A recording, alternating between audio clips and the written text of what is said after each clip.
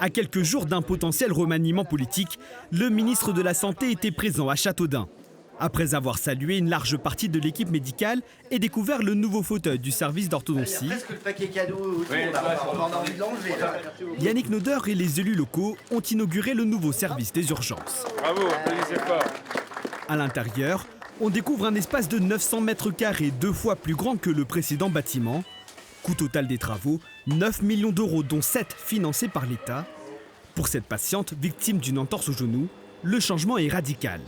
On sentait qu'il y avait besoin de travaux et là franchement c'est clair, et il y a beaucoup de couleurs, enfin on se sent bien. Et puis la prise en charge, comment ça se passe? Rapide. On voit bien quand elles sont occupées et bon, c'est tout ouvert, c'est beaucoup plus sympa je trouve.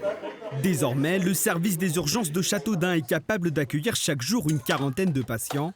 Le tout dans des conditions plus confortables à en croire cette infirmière, salariée à l'hôpital depuis 20 ans. Vous voyez qu'on arrivait à saturation dans les anciennes urgences, où on voit, même quand on voit à travers les médias, les brancards qui étaient stationnés dans les couloirs.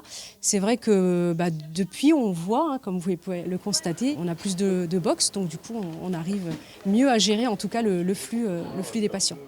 Ancien cardiologue, le ministre a profité de sa venue pour annoncer l'arrivée dès la fin d'année prochaine de 26 docteurs juniors qui viendront finir leur formation en Eure-et-Loire.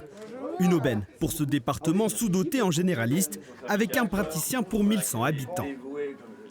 Parce que là, quand on dit 26 médecins supplémentaires, c'est 26 médecins chaque année. C'est chaque année que tout ça va se passer. Et si les conditions d'accueil sont bonnes, eh bien, ces médecins vont pouvoir s'installer sur le territoire.